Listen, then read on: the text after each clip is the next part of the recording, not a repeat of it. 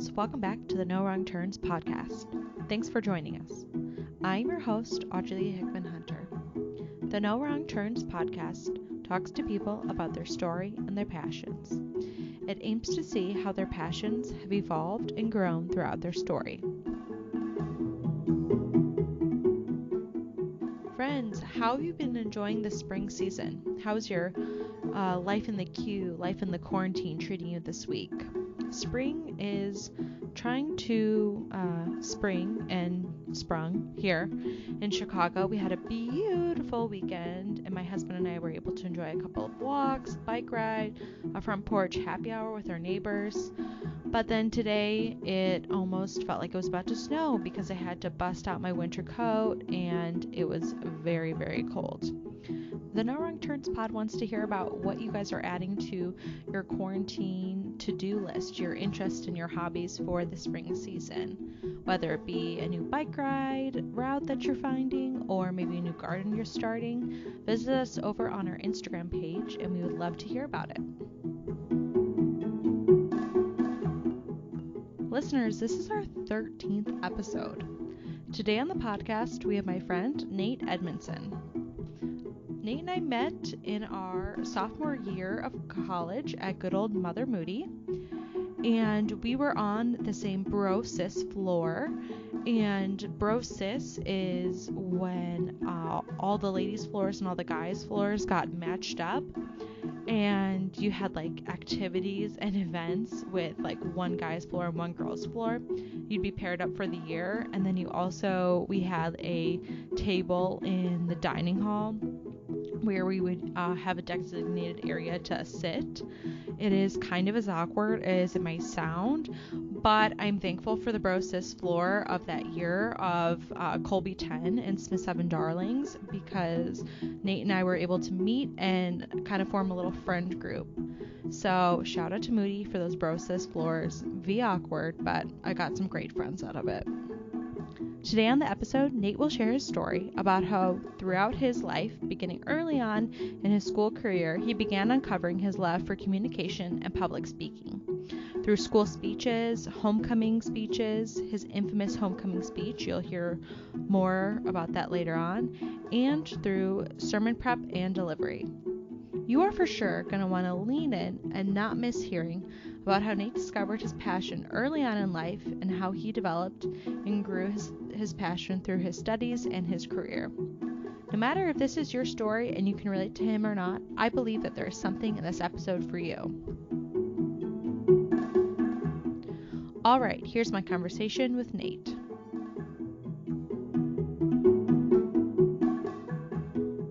Welcome to the No Wrong Turns podcast. Today on the podcast, we have Nate Edmondson, all the way down south there in St. Louis, Missouri. Hey, Nate. How's it going, Audrey? Pretty good. How about yourself? Doing very well. Thank you for having me on the podcast. Ooh, thank you so much for being No on the Wrong podcast. Turns podcast. Yes, that's us. No Wrong Turns. Awesome. Nate, can you tell our listeners a little bit about who you are, where you are? I guess where you are from and where you are two different things. So you could answer both of those too if you want. Yeah, so I grew up in Tennessee and right outside of Nashville.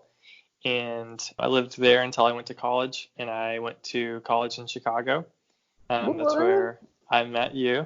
And so went to college in Chicago. And then from there, I've moved around a lot, doing a lot of different ministry roles, and I ended up in St. Louis now. That's kind of who I am, I guess, or where I've been.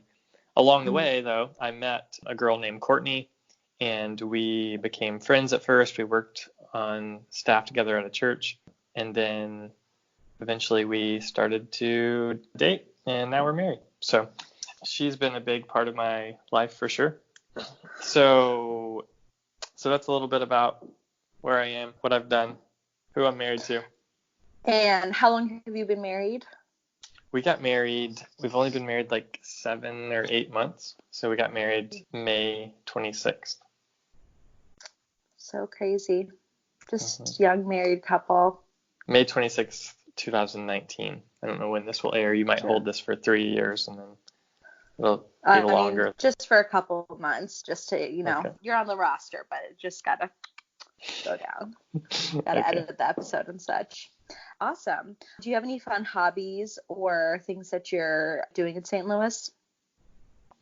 Yeah, so the main thing that we do currently is just watch shows Ooh. on Netflix or Any Amazon favorites? Prime.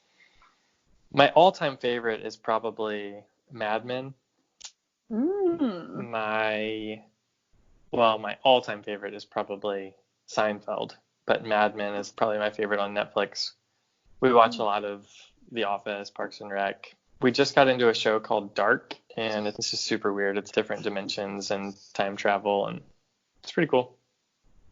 Interessant.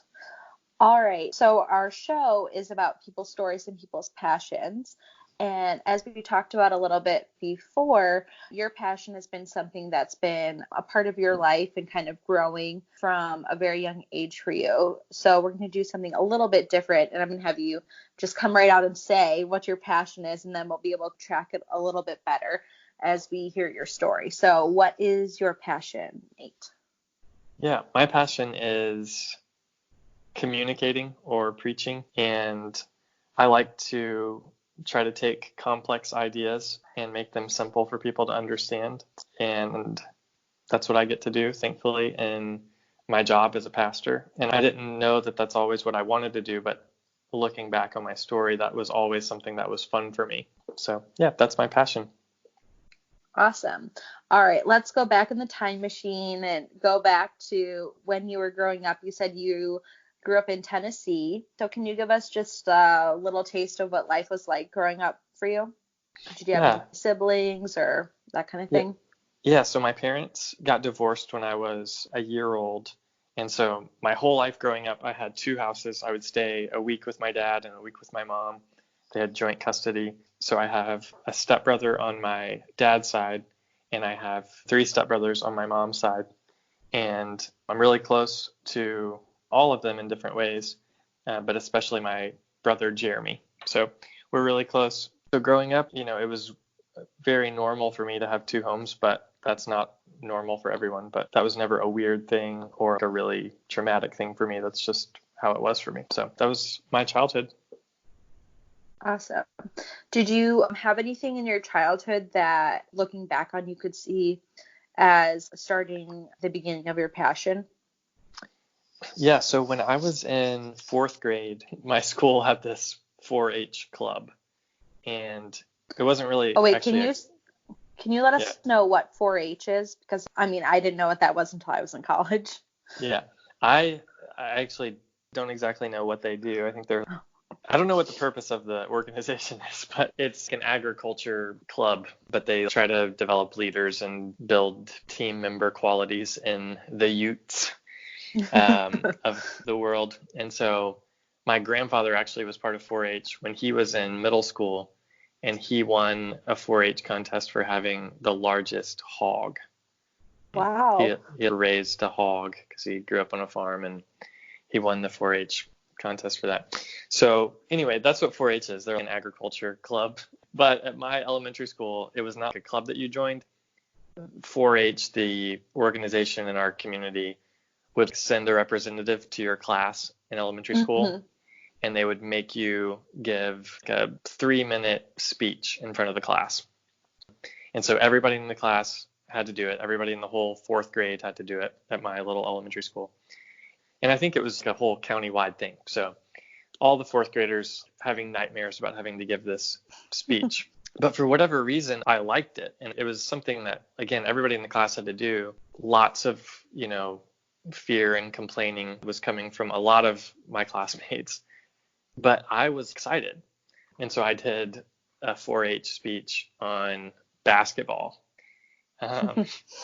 And my dad worked with me on memorizing the whole thing, and we would go through the speech, and he would help me pause at the right moments, and he would say, well, you need to emphasize this here. And so he would go over it with me, and that was my first introduction to public speaking. And I actually won my little classroom competition, and then I went to the county competition. Oh, wow. Yeah, I know. And I won the county competition as well. Did you get a ribbon? Blue ribbon. Oh, wow. That sounds Yeah. very prestigious. It was. It was. So that was my Nice. introduction to public speaking, the 4-H speech about basketball. So after that, did you look for other opportunities where you could do public speaking, or that was just a cool experience? That was just something on the back burner until later. Yeah, it was just a cool experience, and then I didn't think anything of it at that point. When I got to middle school, I decided to run for class president or student council president of middle school or whatever. And to do that, you had to give a speech in front of the school. And again, it was just fun. And the reason I won the election is because the other person who gave the speech was terrible. I don't mean that to sound bad, but they were a middle schooler trying to give a speech to the school. But it just came easy to me. So you had to give the speech in front of all the middle schoolers in your school? Yeah. Oh, wow. That's a lot of people. Did you have any experiences like that in high school as well? Yeah. So when I got to high school, there just became a little bit more opportunity for that kind of thing. So in high school, first of all, my family was part of planting a church my freshman year of high school. And my dad was the pastor. And so I was volunteered to teach the Bible story to kids in the kids ministry from day one. And that was the first time that I ever got to use this thing that I enjoyed of speaking in the context of ministry or the church. And so that was a huge experience for me, and I loved it. And so we had a large group time and then a small group time for elementary aged kids. And I became the regular large group storyteller, is what the role was called. And nice. So did that. I joined the speech team in high school, the speech and debate team. So I did public forum debate and this thing called original oratory, and loved that. I had a teacher who I'm still really close to her, and she's still somebody that I bounce ideas off of about speaking. She's not a Christian, but sometimes I bounce my sermon ideas off of her because she's just such a good coach. And she has this way of telling you how terrible something was, but you still feel kind of believed in by her. And that's a great skill. Yeah, so I had her as a coach in high school, and I loved that. And then probably the most fun moment of my life, if I had to. Yeah, this is big. When I was in high school, I was the student body president of our high school, and it was just a large public school in Tennessee. And I created this thing called the Warfield Shield, which is a traveling trophy that would go to the winning school of the football game each year. So we have this huge rivalry. My school was called Ross Hugh High School. Our rival school is called Clarksville High School. And so we started the Warfield Shield, which is this big shield that whoever wins the football game, it gets to keep the shield for the year. And so we start that, we get the principals on board, and it becomes a big deal in our city. And leading up to that game, I got to give a speech at the pep rally. So it's right before the game. We've got this pep rally, and it's still just such a fun speech, and it was very passionate. And this is serious.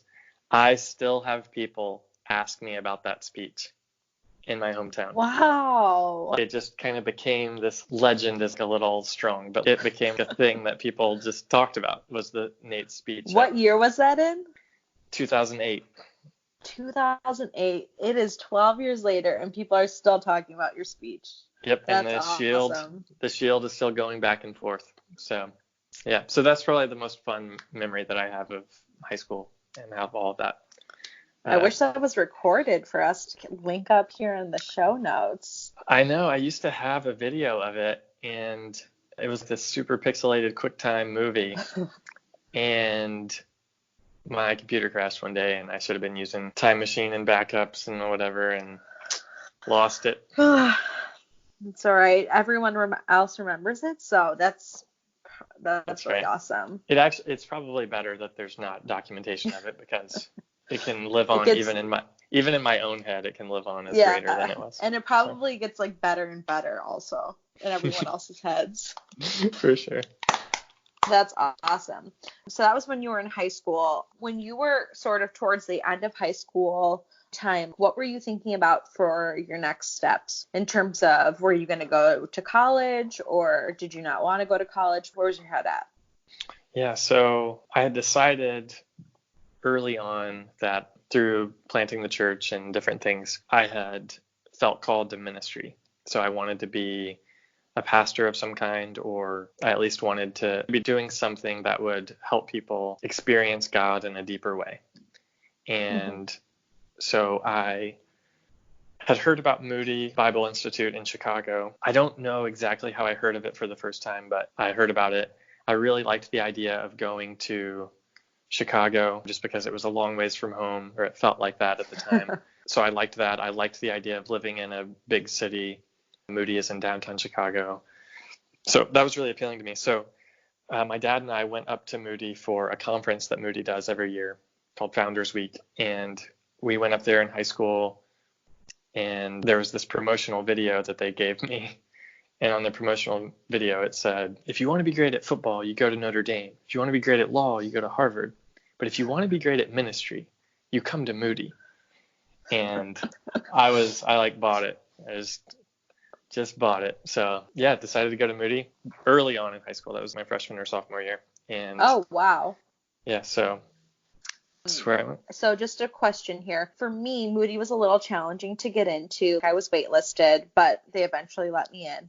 Did you have any thoughts, like, what if you didn't get into Moody? Did you have a backup plan, or it was only Moody? It was pretty much only Moody in my thought process, but I guess it was probably my parents made me, have some backup plans. So I applied there's a state university in the city where I grew up. So I applied there. I also applied to Belmont University in Nashville, and I got accepted to that very early. Before I think I even submitted my application to Moody, I was accepted there.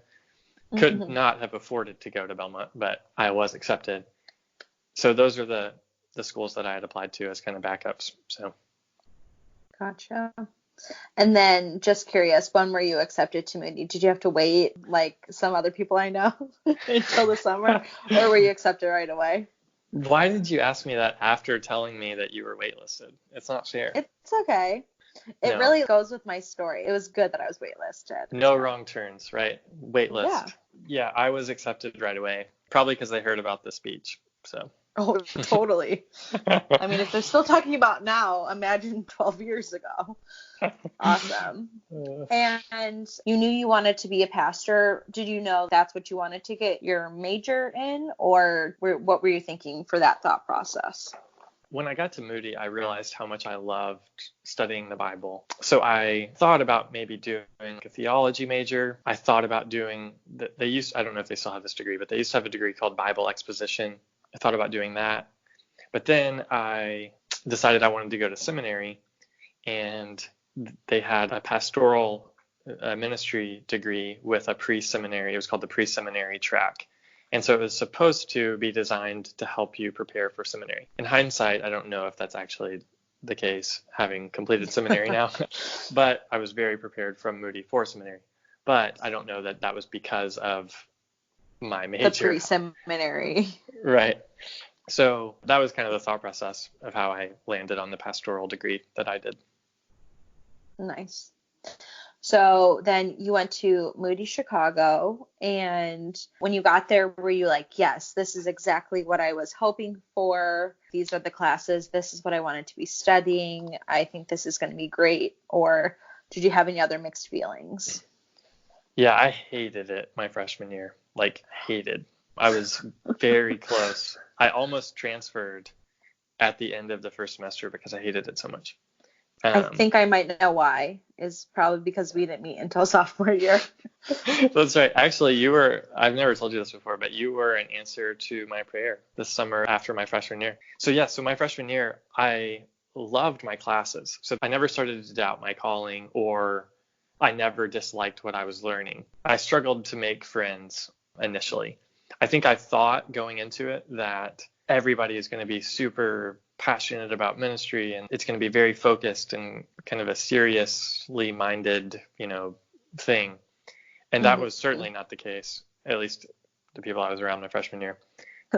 And I think I was just around some of the wrong people my freshman year. There were some people who they were making unwise decisions, and I was with them. So your life generally moves in the direction of the people that you are with, and that was certainly true for me. So yeah, freshman year was not great for me. But after my freshman year, I was just praying all summer that God would help me meet some friends who I would be like-minded with and enjoy being around. And sure enough, all these new guys moved onto the floor, became my best friends, and sat across the lunch table from you. So I actually don't know where we met for the first time, but it's very conceivable that we could have sat across the table from each other.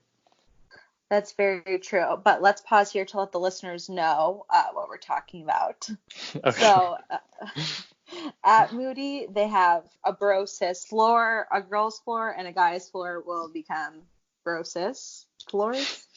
And they have organized events that they can do together. This sounds really painful. It's as painful and lame as it sounds, I think. And then in the cafeteria, there's tables along the edges that you can sit at with your bro-sis floor. And then in the center there's like circle tables, but that's only if you already have friends that you can sit with there.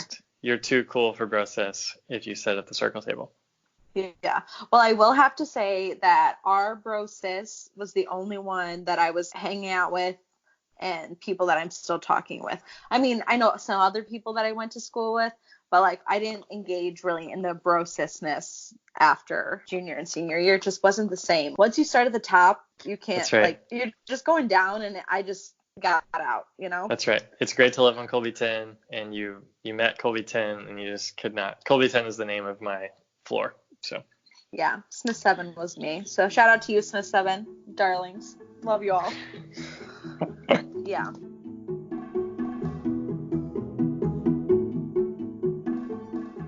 This week, our sponsor of the podcast is Masami.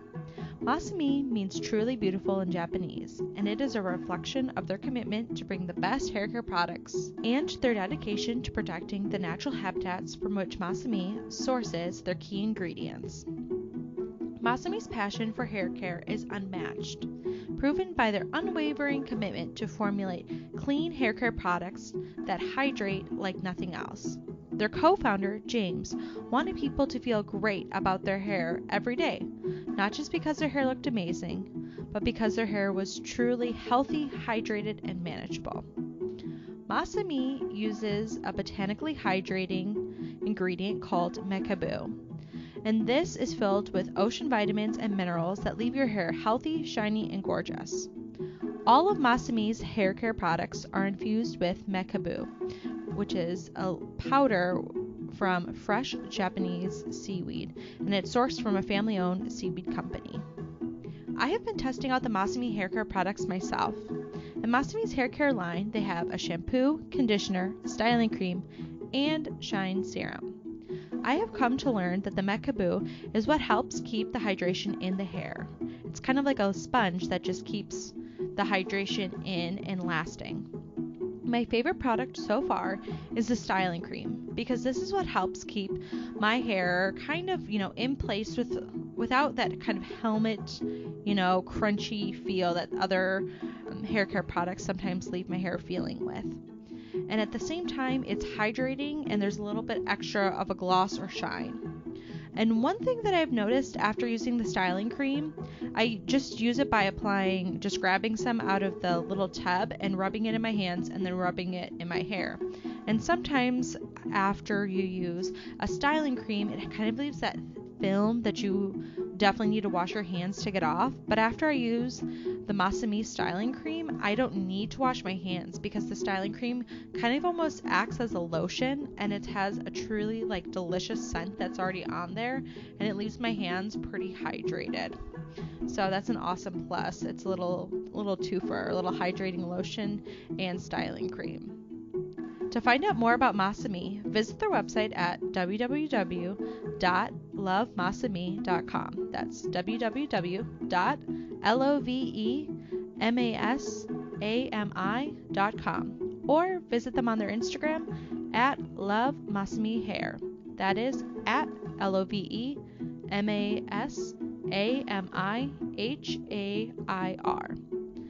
And listeners, I would love for you all to join us on our next episode, and especially so because our next episode is more about Masami. In our next episode, I had the pleasure of interviewing Masami's co-founder, Lynn Power. In our next episode, we'll get to hear Lynn's story and also about her passion of Masami.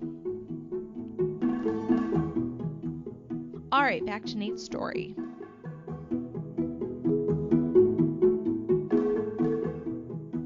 So you found obviously some awesome guys and some awesome girls to be friends with. Mm-hmm. Yeah, and from there, that point forward, I loved Moody, and now I look back at Moody and I just am so thankful for it. But yeah, it was definitely not that way to begin with.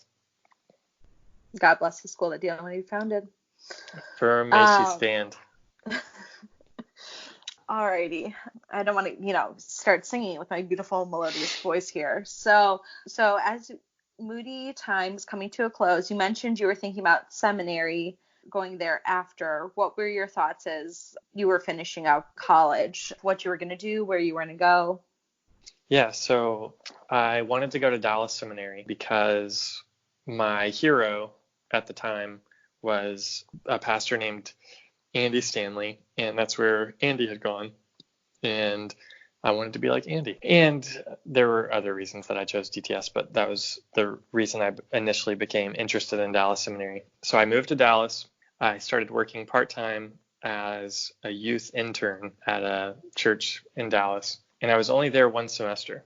And then midway through that first semester, I got a call from my former high school pastor, and he was moving into an executive pastor role at the church he was at, and he asked if I would come back and work for him and be over student ministry. And I was 21, and I did not know what I was doing at all, but I knew that I had this passion, and so I said yes. And so I left Dallas and I moved back to Tennessee to be able to do this job. And one of the main reasons that I did that is because right before I graduated from Moody, I went to breakfast with my pastor throughout college. His name's Jarrett Stevens at Soul City Church in Chicago. And so we go to breakfast, and I was just asking him, like, how do I grow? I want to be a better preacher. I want to be a better communicator, but I'm 21. I've preached 4 times in my life. And the thing he said was, listen, you're not going to grow unless you do it. That's the only way you're going to grow. So find a place where you can speak every single week. You need reps. That's what you need. And I was like, well, great. Nobody's offering me reps. So it sounds like push-ups or something. That's right. So I should probably have been doing some of those along the way as well. But so he had told me that was in the back of my mind. I get this call from my high school pastor, and he's offering me this job. And with that job comes the opportunity to speak every week. And so it was also a really large church and a really large student ministry. And so I was totally underqualified for this kind of role, but I knew the guy in charge. So he asked me to come do it. So that's how I got into that. That's how I got into ministry for the first time. Awesome. So somebody called you up, basically. Yeah. Awesome. So how long were you then at that church in that position? I was there for almost 3 years as the student pastor there. So you got a lot of reps in there with speaking and teaching. Yep. Did you go to school at the same time as this, or were you totally done with the whole seminary idea? Yeah, so once I left Dallas, I had to find a new school to go to because they weren't going to let you take languages online from Dallas. And so I started going to Western Seminary in Portland, Oregon, and I had a great experience. It totally worked out. There's no wrong turns. So super glad that I ended up at Western and had a great time getting to know professors and stuff there. So I did that online for a little bit. And then eventually, when I left Tennessee, I moved to Seattle, and Western had a teaching site in Seattle, so I could take classes on Tuesday nights and Saturday mornings. And so that's how I completed my seminary, was taking some of those classes and then driving down to Portland and doing some online in between that. So Awesome. So you moved to Seattle, and was that for a similar position? it was, yeah. So during college, for some reason, I just got it in my head that I liked the idea of being in the Pacific Northwest. Part of that is our friend Lauren is from Salem, Oregon. And Shout out to you, Lauren. Yeah. And one spring break, she wanted to bring her car back from Salem to Chicago. And so we all flew to Seattle, drove, I guess, I don't know why her car was in Seattle. Maybe her sister lived there, and I don't know why. Her sister did live there. Yeah, that makes sense. Yeah, so we fly to Seattle, drive down the coast. Our friend Max, who was on the trip with us, lived outside of Fresno in Yosemite. So we drive there, and then we drove to Flagstaff, and then across Amarillo to Dallas, from Dallas back to Tennessee, from Tennessee back to Chicago. So being in the Pacific Northwest on that trip was just kind of a marking experience. And so I just had it in my head that I would love to end up back in the Northwest somehow. Had a mutual friend who told me about this job at this church in Seattle. I was like, wow, that sounds really cool. And about that same time, I had started dating Courtney, who is from Seattle. So it just so happened that all of that worked out at the same time. And so I thought, if I'm going to move anywhere, I might as well move to Seattle. Yeah. Awesome. So did you say that it was a youth position as well? Yep, it was a high school pastor position. So working with high school students. Okay. And then from there, did you go straight to St. Louis, or did you have another stop in between there? There's one more stop in between. So this is why I did such a bad job on the opening question, because I just stumbled through all the different places. But it's all right. No wrong turns, Nate. That's right. So my dad was a pastor. He's helping pastors, but he's not pastoring a church. But my dad was a pastor in Lexington, Kentucky.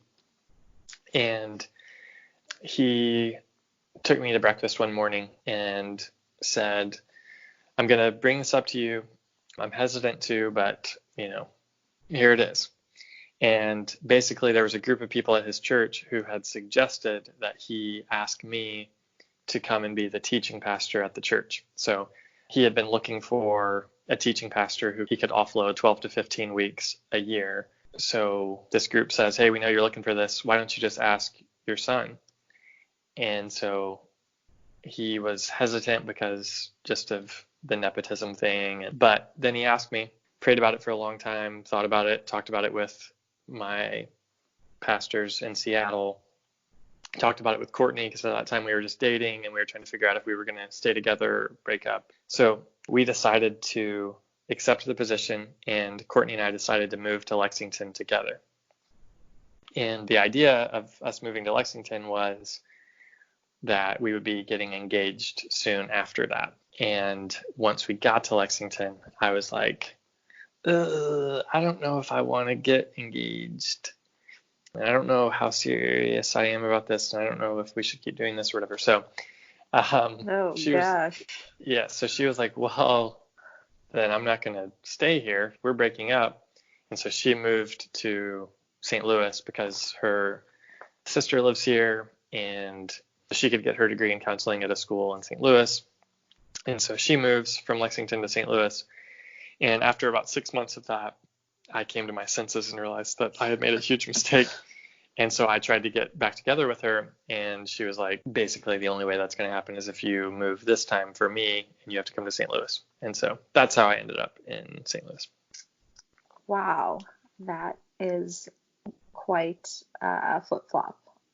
That's right. But crazy. It was worth it. Obviously. Now you're married, you're about to be a dad any minute or any month soon. So when you came to St. Louis, can you just walk us through Because I know now you're a pastor, but when you originally came, were you a pastor pastoring a church? Can you walk us through that? Yeah, so when I first got to St. Louis, I met a guy who works for what's called the Send Network. And so it's a church planting group, so to speak, or ministry. And they try to plant churches all over the United States. And they had a church planting residency program that they said I could be a part of. And with that residency program came a house that you can live in. And so I was like, all right, well, then that sounds awesome. You're going to pay me to be a resident and you're going to give me a place to live. Let's do this. And church planting was something that I was very interested in and still am in a lot of ways. So I started doing that. And my first week here, part of my job was just get to know church planters and learn about what they do and whatever. So my first week, I meet this guy who is the interim pastor. And that just means he's filling in for a time at this church plant that is struggling. And their founding pastor left and they are just trying to figure out what to do. And so he asked me if I would come preach at the church. And so we went, I did that. They asked me if I would stick around a little bit and just help with some things. And so I started doing that, started preaching some, and one thing led to another, and they asked me to be the pastor. And we said yes. So here we are. Awesome. So how long have you officially been the pastor at this church? We started on May 5th, 2019. Okay, so basically right before you got married. That's right. Yeah, 3 weeks before we got married. Wow, that's great. Mm-hmm. Okay, so I want to pivot a little bit and talk and ask you a couple questions about some myths that you found related to your passion. Have you heard of any either myths or common things that you hear not to be true, like about your passion about speaking and teaching that you could share with us? Yeah, I think one thing is just that it's fast. Like it's a fast process to plan out a message or plan out a talk or plan out whatever you're going to say in front of a group of people. And whether that's a sermon or a speech or a talk or a presentation, generally it's not really fast. It's not a really fast process. Generally, it's a lot of study. It's a lot of just walking around trying to organize thoughts. And then it's a lot of narrowing thoughts and cutting things. So I would say that's one myth, is just it's fast. Or, all you have to do is, figure out what you're talking about this week and then get up there and do it. And it can be fast if you want it to not be very good. I think the other myth, especially as it relates to preaching, and I think I believed this one for a really long time, is that the goal every week, or if you're not in a situation where you preach every week or communicate every week, the goal anytime you stand up to give a talk is to give the greatest talk ever, because it's the greatest talk ever that's going to change someone's life. And something that I say to myself, and then I also say to our team a lot, is one great sermon probably won't change your life, but consistently listening to faithful sermons will. And by faithful, I mean I'm viewing my role not primarily as the creator of a message or the author of this talk every week, but I'm viewing my role primarily as a messenger. So I'm trying to take what God has said in the scriptures and communicate them in a way that relate to people, that help people, that point people to who Jesus is and what Jesus has done for them. And that's the goal of a sermon. Now, that's not the goal of every speech that someone gives or every talk that someone gives, or if I'm speaking at an event in our church, or if I'm speaking at an event in our community, that's not always the goal. But when it comes to the sermon, the goal is not to have a home run or, be lit, or man, that was fire, or on point, or whatever the language is. The goal is to say what God has said in a way that's compelling to people, in a way that is helpful for people, in a way that's engaging. So I'd say that's another myth that I try to debunk for our church, at least. I think that's really good. It reminds me of this idea that I've been reminded of a lot this past year is little by little is what's creating habits. And it's like little by little is what's going to form you. But big change or big pivots is not going to really stick. But the being faithful to what you're supposed to be doing is that little by little is what's going to form the habits. And that's what's going to stick in the end. Yeah. Steps, not leaps is how I say it. It's Ooh, about, that's good. It's about everyday steps, not epic leaps. Everyday steps, not epic leaps. We're actually in a series right now where that is the point of the series. So, Nice. yeah, couldn't have. Great.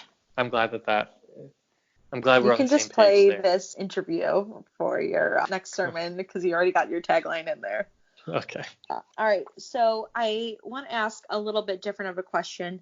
What advice would you give to somebody who's just heard about your story and is like, hey, you know what? That's kind of me.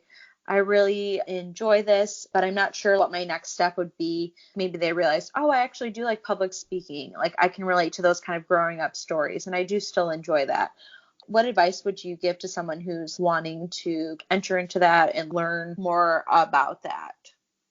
Yeah. Well, first, let me say if it's just somebody who likes public speaking and it's not necessarily related to the church or ministry or anything like that, I would say this is true for anybody who wants to speak, is listen to people who speak, listen to communicators, and listen to all different types of public speaking, because public speaking really is an art, I think, in the same way that music is or video is. Oratory is the classic name for that art form. So listen to TED Talks, listen to stand-up comedy, listen to preachers, and listen to people who do that stuff differently too. So that's, I think, first is just listen to some things. And then the other thing I would say is the same thing my pastor said to me at the end of college is find a place where you can practice regularly.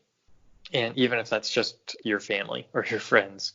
And that can be really awkward. But if this is something that you enjoy and is fun, then the only way for you to grow in it is for you to do it. And you've got to find a place to do it. So those are the two first things. Last thing, and this is especially if it relates to preaching or wanting to speak in a ministry context, is study and write now. Go ahead and start studying and writing. So when I was the church planting resident, I spoke once a month at this church, but then the other 3 weeks of the month, I wasn't doing that.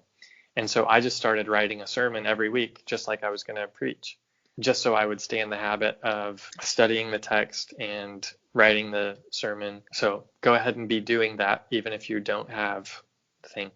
And then the last thing for somebody who wants to preach, I think, is learn how to study the Bible. And I think especially in the early days, typically when you get opportunities in the early days, it's going to be, at least this is my story, maybe I shouldn't project it on everyone, but it's going to be in student ministry with students, and it's not going to matter a lot if you really understand the passage or the topic that you're talking about.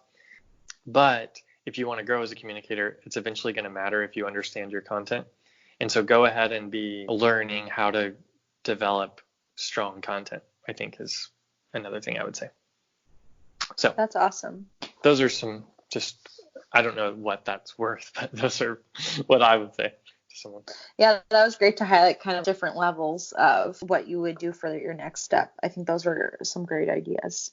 Is there anything that you wish you had known maybe before starting college or something that you know now that you're like, oh man, I wish somebody had told me this, or I wish I was listening when they said this to me? Yeah, I think early on, I really was a clone of whoever I thought was the best speaker or preacher. And people would tell me that. They would be like, you sound a lot like Andy Stanley. And at the time, I thought that was a compliment, like, oh, yeah, I am like Andy Stanley. But now I realize I wasn't really being myself, though. I was being myself trying to be Andy. And everybody says, find your voice, find your voice, find your voice. But I didn't know what that meant. And now I think what I've learned is that the way that you find your voice is you listen to a lot of people. You don't just listen to one person. If you listen to one person, you will become a clone. if you listen to a lot of people, you'll grow. Tim Keller actually says this. He says, if you listen to one preacher, you'll just imitate them. If you listen to two preachers, you'll just be confused. But if you listen to lots of preachers, you'll grow. And that's certainly been true of my experience. Awesome. That's some good advice. I have one more question for you. Are there any resources or things like books or, I don't know, TED Talk series or something that you found to be really helpful for you that you could share with us? Yeah. So as it relates to just communication in general, I think there's a book called Talk Like TED that looks at some of the most downloaded or viewed or whatever TED Talks and talks about what makes them powerful. And one of the principles in there, I think it might be the first or second or third chapter. That's not helpful. It's one of the early chapters. In the beginning of the book. Yeah. It talks about the power of stories and how people remember stories. And that was really valuable for me. So Talk Like TED, that book. There's a book called Communicating for a Change by Andy Stanley that I think is actually more helpful for communication in general than it is for preaching, even though it's written for preachers. But it just talks about how giving a speech is like taking someone on a journey. So rather than try to help them understand the points that you're making, pick them up at the station and guide them along to your desired destination. And I think that metaphor has just been really helpful for me. So that's a book. If you want to be a preacher, one of the most helpful things I think for me is this little chapter in a book. There's a book called The Moody Handbook of Preaching. And the whole book is not good, but there is one chapter that's really good called Sermons That Move by Winfred Neely. And he was one of my professors at Moody. But that chapter, I think, is the most helpful on how to outline a sermon, how to organize thoughts in a way that will be helpful for an audience. So Sermons That Move by Dr. Neely. Awesome. Those are some resources. Awesome. Thank you so much, Nate. All right. So we have one final question. And we ask all of our podcast guests this, and it's what's fueling you today? So this could be anything from a coffee drink, a new part of town, a new TV show on Netflix, new item added to the baby registry. I don't know. So what's fueling you today? I think the anticipation of having this baby girl is certainly fueling me. I'm really excited about that. On a more superficial level, there is this new grapefruit soda that a friend gave us because I think it was hey, thanks for a gift that you gave us. Here's another gift. And I don't know why they chose that soda, but it's at Trader Joe's. I've been going through that stuff like crazy. So grapefruit soda. I love grapefruits. I'm going to have to check that out. Yeah, it's awesome. Awesome. Well, thank you so much, Nate, for being on the No Wrong Turns podcast. Thank you so much for having me. It's awesome to get to talk with you.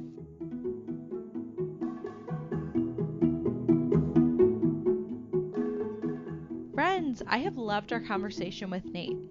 It was awesome to see how Nate began growing into his passion of communication and teaching through one of his mentor's advice of seeking out reps, meaning actively looking for opportunities where Nate could flex his communication and teaching muscles. I also loved another lesson that Nate shared with us when he summed up, everyday steps, not epic leaps, with the significance of being faithful with your little by little. I hope that we are all encouraged today about how Nate grew his childhood passion of communication and public speaking. My prayer is that you would consider what God has for you and what He might be leading you to. Friends, thank you so much for listening to this episode of the No Wrong Turns podcast. Listener, can I ask you a favor? Can you consider helping me out and leaving a rating and review on iTunes, Google Play, Spotify, or YouTube? This really helps other people to be able to see the podcast when they're searching in the app.